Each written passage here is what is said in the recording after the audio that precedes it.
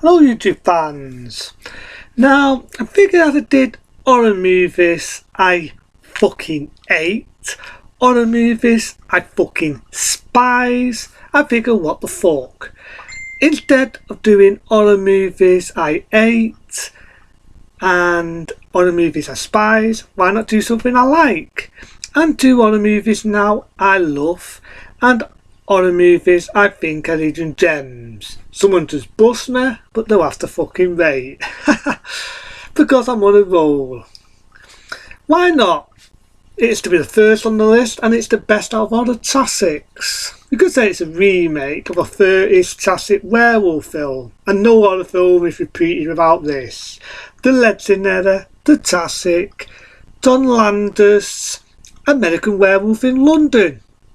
This was the days when I fucking loved practical special effects. I fucking love practical special effects.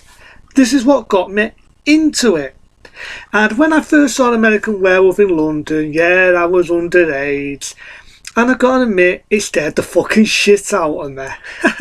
It scared the shit out of me. But over the years, I love American Werewolf in London. Think about it. It's a bit of comedy, it's a love story, it's a tragic story, especially at the end of it. It has a really sad ending. It has damn top-notch special effects that in 1982 won it a fucking award, and rightfully so. Number 2, A Nightmare on Elm Street.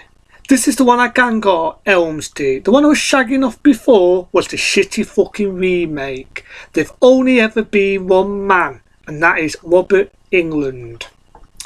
Freddy Krueger himself. One day I'll review them, the proper ones, but Nightmare on Elm Street in 84, in my eyes, the original was a fucking classic. This is God. The scene where he jumps out the buses, cuts his fingers off, he has that cheapy fucking smile.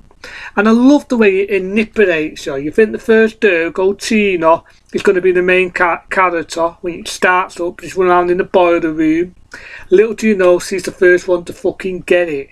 I love the way it manipulates you. And it doesn't give you subspot of the subspot of the subspot. Do you want to see one that does that? See the shitty remake. This one, it was straightforward, and it was a damn good horror movie by the master of horror. That has to be Wes Craven. Streetwalkers, I reviewed it before. I like Streetwalkers. I think I was the only one that did dud reviews. You can find anyone with just that dud reviews, you're a duddin. Because a biddy's amount of time, people shag it off, they call it every fucking name under the sun. But I don't mind Streetwalkers, you know, it's a classic from 1992. It's a fucking duddin. And speaking of duddins, yeah, I know, I keep saying it, and why not? Night of the Living Dead. I saw it last Saturday. Fucking loved it still today. I do respect the 68 one, but I do admit the 90s one, they improved on it. It didn't get boring. Yeah, I was a bit beat when I was watching it. Understandable. But I still watched it. Still enjoyed it. What can I say? It's still a fucking duddin. If people are going to love and suck off the original classic 1968 one, I'm going to go down on the remake. I don't hate the original. I said it before. I respect it. But I do think the 90s one improved on a few things. And that's why I loved it. My next favourite horror film. The Thing. You want to speak of remakes? Why not? John Carpenter's The Thing. Fuck the prequel, as I like to call it. I do like the classic 1950s The Thing. I think it was 1951. But the 1982 John Carpenter's The Thing, I like it because it's sci-fi. Again, you've got dud, practical, special effects. I think that's what's wrong with horror movies today. They rely on boo-hoo jump scares and shitty CGI. You want to see it done the shit way? What's the P-cum? I'm not going to call it prequel. P-cum. Shitty CGI, Jump scares, you know it's going to happen. Actors, fuck it, I love it, why not? Piece of fucking wood. And then go to the fucking John Carpenter's one. Good, practical, special effects. Jump scares what work. Suspenseful, drawing up actors. And you've got Turk fucking Russell. Anything with Turk Russell, you know it's going to be a fucking good movie. That's my other favourite horror films. Now, someone wants to think of this and I think, fuck it, why not? Company of Wolves. Another damn good wolf film. Again, good practical effects. Yeah, the ending I felt was a bit downbeat, but I still like Company of Wolves. I reviewed it. I fucking love it. Company of Wolves. And my other favourite horror film. I'm going to go on a lot about horror films tonight.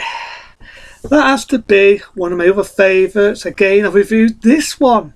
The original zombie flesh eaters. You want to see zombies, what a stare, a cheapy atmosphere. What's the uncut zombie flesh eaters? The uncut one, gruesome, bloodthirsty, stare.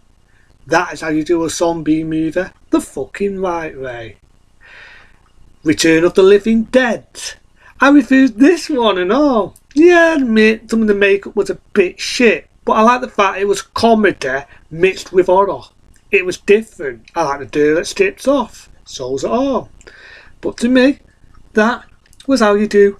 I loved that. I just thought it was damn good, I was meant to say.